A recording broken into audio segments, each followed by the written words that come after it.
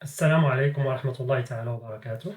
Dans cette capsule, nous allons parler des concepts de catégorie et contexte. Alors, le site il est organisé en fonction de différents niveaux et de différents contextes. Comme vous le voyez ici à gauche, donc le niveau le plus haut, c'est le site, donc c'est l'ensemble du site. Puis, sous le site, donc, il y a la notion de catégorie. Donc, on peut définir plusieurs catégories sous le site. Et dans chaque catégorie, donc, on peut regrouper les cours, les différents cours par catégorie. Donc, comme vous voyez ici. À droite, c'est une mise en place de ces concepts-là. Donc, dans notre exemple ici, le site, c'est l'école. Et les catégories, nous avons choisi par exemple, donc une catégorie, ça serait par exemple les cours du samedi, et une autre catégorie, c'est les cours du dimanche. Donc, en supposant que l'école, elle donne des cours de samedi, des cours de dimanche. Sous chaque catégorie, donc nous avons regroupé les cours. Les cours du samedi sont regroupés ici, puis les cours du dimanche sont regroupés ici. Alors, qu'est-ce que ça fait? En fait, comme on l'a dit, donc chaque point de l'arborescence correspond à un contexte. Donc ici, si nous revenons au site, il y a un contexte qui est au niveau du site, comme il y a un contexte au niveau de la catégorie 1, un autre contexte au niveau de la catégorie 2, ainsi de suite, et un contexte au niveau de chaque cours.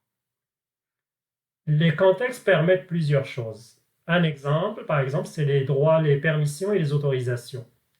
Donc, lorsqu'une personne, elle a des permissions au niveau du site, dans le contexte du site, donc ça veut dire, dans notre exemple à nous ici, que cette personne-là, elle a un droit au niveau de l'ensemble de l'école, donc tout ce qui se passe en dessous.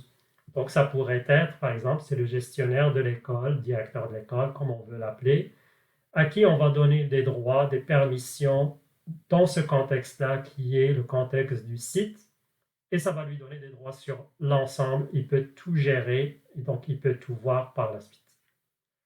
Par contre, si on décide dans notre exemple d'avoir un gestionnaire pour le cours de samedi, puis un autre gestionnaire pour le cours de dimanche, on va donner les droits, les autorisations à chaque personne au niveau de chaque catégorie, donc au niveau des cours de samedi ou des cours de dimanche.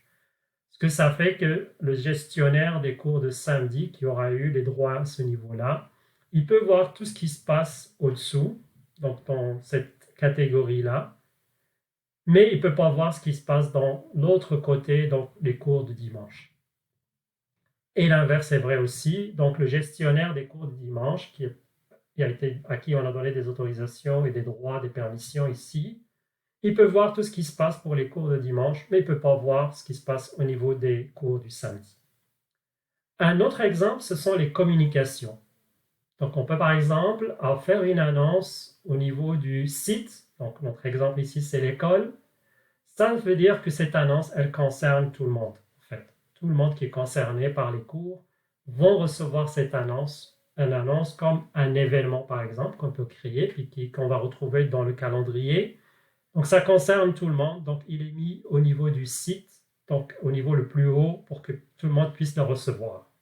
Si par contre, cet événement, cette annonce est créée au niveau de la catégorie, donc ici par exemple les cours du samedi, ça veut dire que c'est uniquement les personnes qui sont concernées par les cours de samedi, donc c'est les cours 1 et les cours 2 ici, qui vont pouvoir voir cette annonce ou cet événement, puis ça va apparaître dans leur calendrier.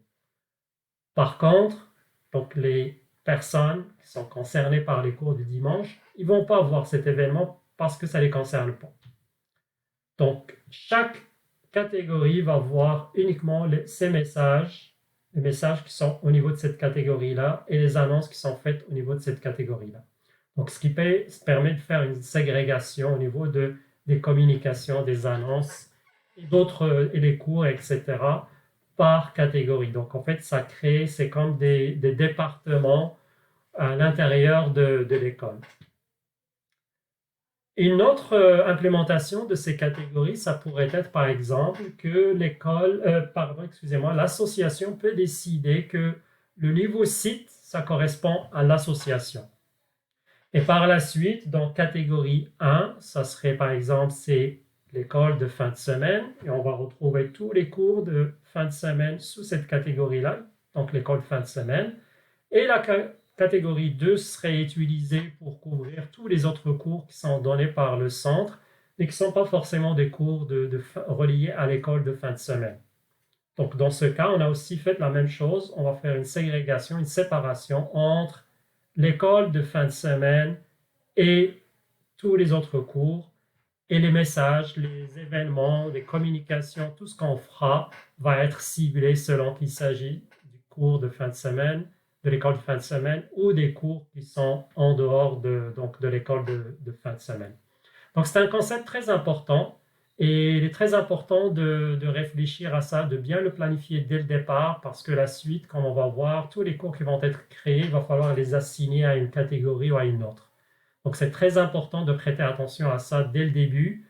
Comme je disais, donc, c'est toujours possible de les modifier par la suite.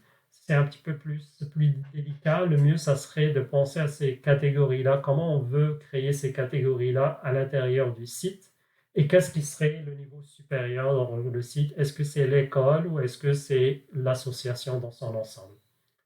Donc voilà, ça explique un petit peu donc, la notion de catégorie de contexte. Salam alaikum.